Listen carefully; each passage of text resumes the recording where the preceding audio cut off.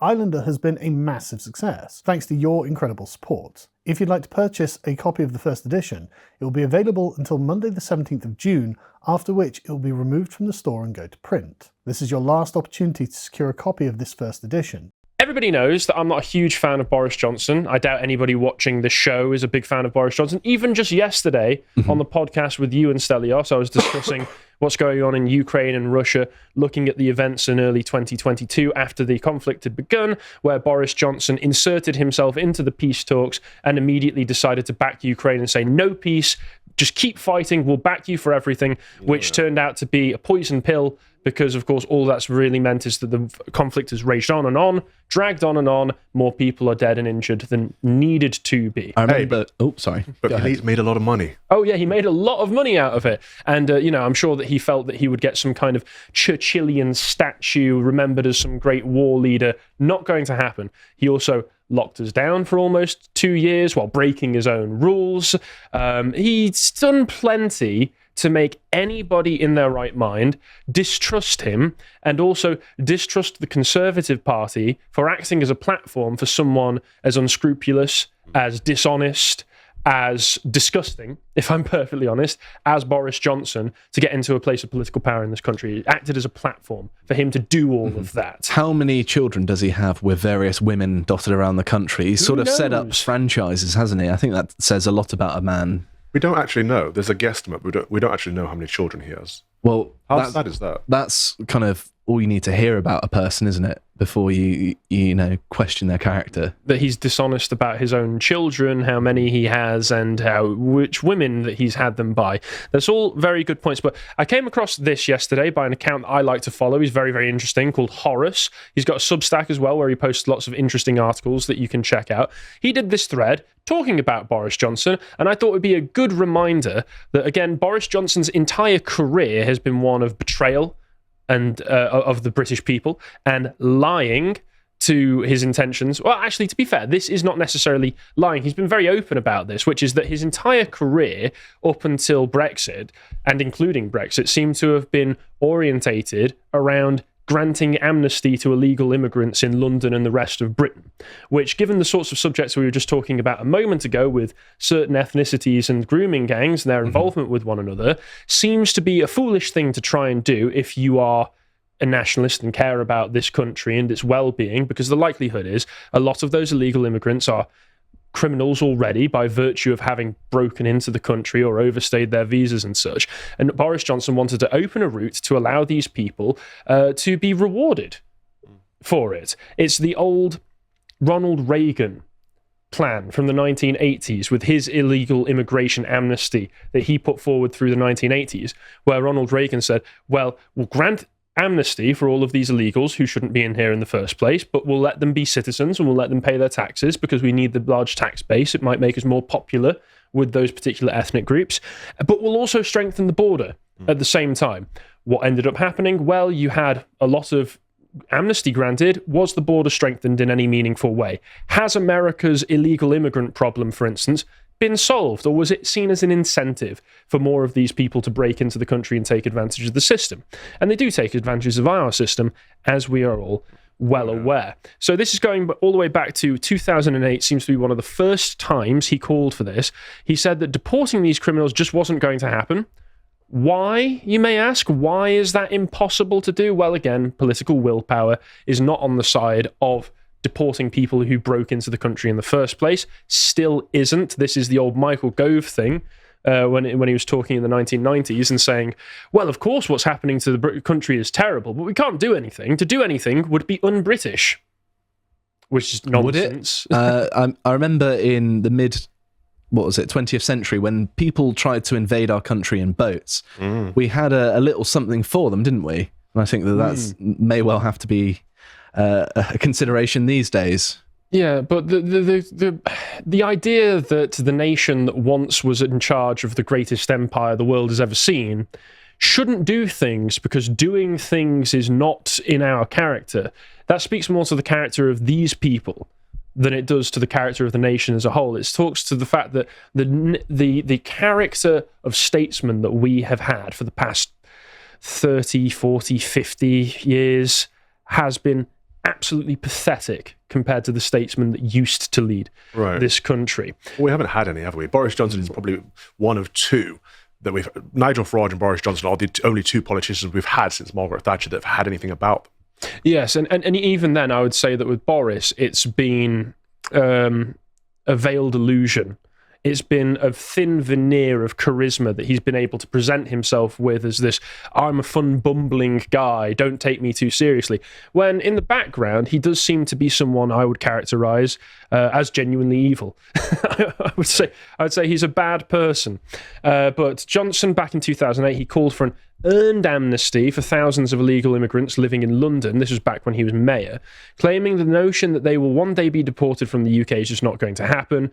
He was trying to commission a study into the feasibility of granting an amnesty for all of these people, and he was expecting the report at the time. I don't know if it was made.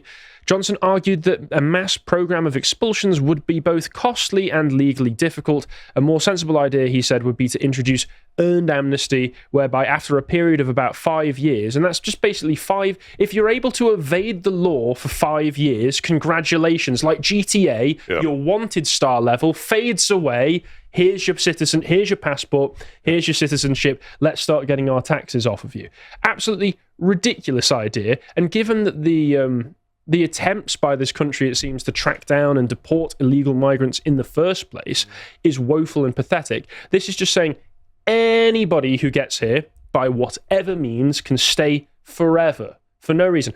And given that the demographic breakdown of London is what it is already, that is partly to do with the fact that Boris Johnson and others like him have encouraged that. Why? Why do you think this?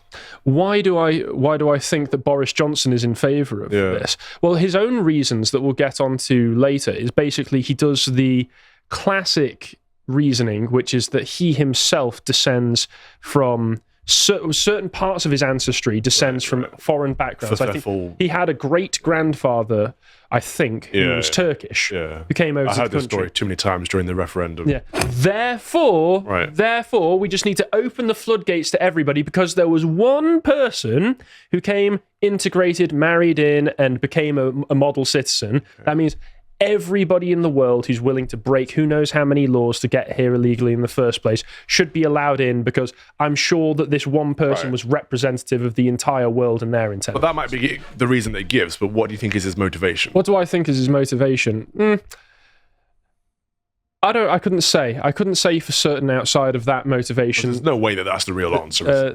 I couldn't say outside of that motivation that he gives. And I have a potential answer. Go on. I think he blows with the prevailing wind, doesn't he? This sort of neoliberal, open border, soft and flabby liberalism is the prevailing ideology, and it's where the most money can be made in politics. And so he was a journalist, went into politics. He's been in politics for a long time. I imagine he's aware of this being the case. He has connections to people who are probably rather rich from this sort of thing. And I think that it's why lots of politicians do what they do, is just to make money. I wouldn't be shocked. He, of course, belongs to a different class to 99% of the rest of the country. And I'm not saying that just in terms of wealth. I'm saying that he belongs to the political class, who see themselves as over and above us. He's part of the globalist class.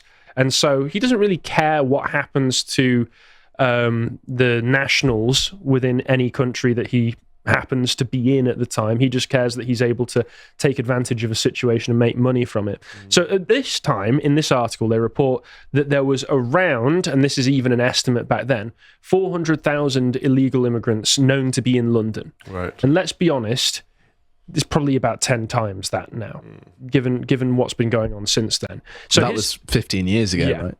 His solution to this was give them citizenship, Lamau. That's it. Just, well, they managed to stick around, so why not? Johnson was expected to lobby the Labour government once the feasibility study was complete, although both, and this is 2008, this was under New Labour, this was after the Blair had left and Gordon Brown was in power. Both Labour and the Conservatives regarded the issue as politically toxic and have in the past attacked the Lib Dems for suggesting it. So Johnson, even back in 2008, was far, far, far in terms of his stated goals with this, far, far, far to the left of even the New Labour establishment at the time, and even to the left of David Cameron, which is remarkable.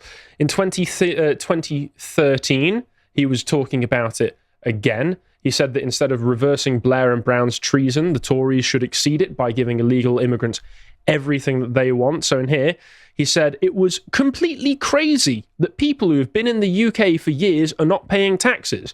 Why is it not just completely crazy that they're still here? Honestly. Yeah. He said the authorities stopped chasing people here after about 15 or 20 years, which is not an excuse. That just shows that the people who are doing it are either bad at their jobs or willfully not doing their jobs. And even David Cameron was slapping it down at the time in 2013, not necessarily because I think David Cameron has any great love for this nation or its people, just because it looks bad and won't win votes. It won't win votes. And here's where it talks a bit more about his own background, saying that he's Turkish. In this article, saying in 2015, Johnson cited his foreign ancestry, Turkish, saying that I'm the great-grandson of Turkish immigrants. Where would my family be if London hadn't given sanctuary to my great-grandfather? So I'm totally in favour of people being able to make their lives in another country. Best advert for closed borders I've ever heard. Again, you see that he's using that as a justification for this globalist ideology. Well, if globalism allowed me to be born, then I'm not going to prevent it for anybody else, because he's using, like you say, it's a stated excuse for his beliefs that he already holds, which is that the world is not anywhere that's made of distinct peoples who have values in themselves and a culture that deserves preserving. The world is basically a large financial zone for me to make money where nobody matters, and I can plop people from one part of the world to this part of the world, and they should all get along because wishy-washy bullshit. It's a fallacious argument anyway. I mean, my grandparents would have met unless World War II happened. Doesn't mean I've got to be grateful to the German leader because of that. That it doesn't follow. It's one the left throw at me all the time, because obviously I'm anti-immigration. They're like, but your grandparents were from Jamaica. They would have never met. Your parents would have never met. You wouldn't exist. Like, well, I can't go back in time and change the immigration policy then, but we can change it now. So it wouldn't affect me, actually. It wouldn't affect me at all.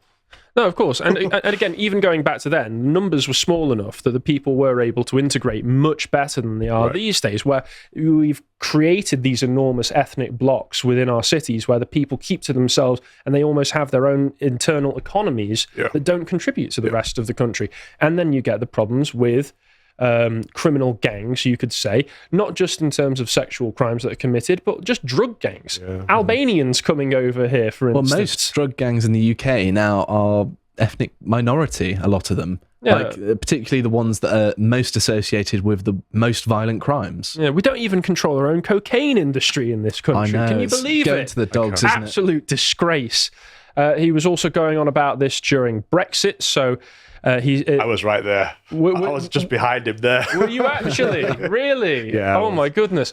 It's remarkable in this, when I listened to this speech where he just says that, I'm pro-immigrant and pro-amnesty for them, and he gets kind of an awkward, the crowd knows we should probably be cheering because that's what's right. That's what's done in this situation. But I don't know about that, Boris. The line we were trying to say in this moment was that we're not anti-Europe, we're anti-EU, and we wanted to control immigration. We were saying that actually people could just come over from wherever they are in Europe, and that's not good. We actually want more nurses from Australia, more doctors from Canada, etc., etc. But they couldn't, because the Commonwealth didn't have the same agreements as the EU, and so the EU is discriminatory. That's the argument we were trying to make, but he was letting us down. Well, yeah, it seems that wasn't the argument that he was trying to make, sadly, because of course all of these visa routes were opened after Brexit that has changed the composition of immigration since then. So it seems that it's remarkable knowing that now you can go back and look and you say, well, it seems that whether we knew it at the time or not, Boris was pointing in this direction the whole time.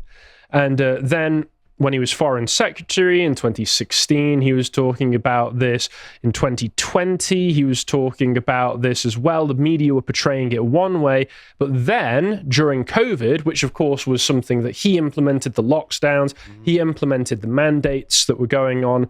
In February 2021, Johnson's government began using the COVID vaccines as an excuse for the illegal immigrants to access GPs and get through access to the NHS through that. This was reported here. Illegal migrants vaccine amnesty. Up to 1.3 million are urged to register for a COVID-19 jab to drive for herd immunity, with promise they'll face no action from the Home Office. 1.3 million.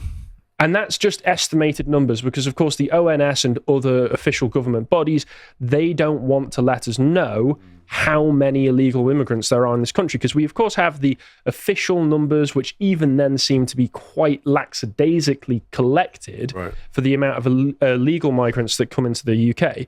But when you look at other things that I've looked at in the past, where you've got sewage overflow, when you've got the amount of phone contracts that are registered in this country, it seems that we're possibly undercounting by about 10 million, possibly even more, illegals who shouldn't be in this country in the first place. Well, it's getting to the point where you need to put contracts out on them and send people out like bounty hunters to start bringing them in, because the state simply doesn't have the apparatus to deal with a problem of that scale, to find the people and, you know, imprison them and then deport them. Yeah, and if it's even if they said that million, yeah, even if they said that was what they were going to do, as the Tories have been doing with the whole Rwanda plan for a while now, it seems that they don't either have the competence or the willpower to go through with it. They're more than happy to let themselves get jammed up in the system. The most egregious thing about this is that someone's first act of coming into your country is breaking the law, and we're meant to trust these people. They could be anyone. Well, I don't want a single person who's broken into this country illegally in the country or ever be able to come back again. According to Johnson, he was just a very eager taxpayer in waiting. That's what he did. He was going to the UK. He was going, God, I just can't wait to give the UK government my tax money. That's why they arrived. I actually don't care if he does give us tax money. If he's still raping young girls, he needs to go. Yeah, absolutely. So, yeah, that's just another reason that I'm a particularly big opponent of people like Boris Johnson and the Tory establishment for, again, having given him a platform through which to spread all of this. And I think in light of all of this, it's not particularly surprising that his government pushed through all of the changes to immigration and visas that they did after Brexit was implemented, because, of course, Brexit was, in how it was done, a massive, massive betrayal of what people were voting for in the first place. I hope you appreciated that segment from the podcast The Lotus Eaters, and if you want to see what else we're up to, you can go onto our shop, our merch store, which is accessible via our website, and pre-order the Islander magazine, and you need to do this before the 17th of June, because that's when you're going to be able to stop pre-ordering it.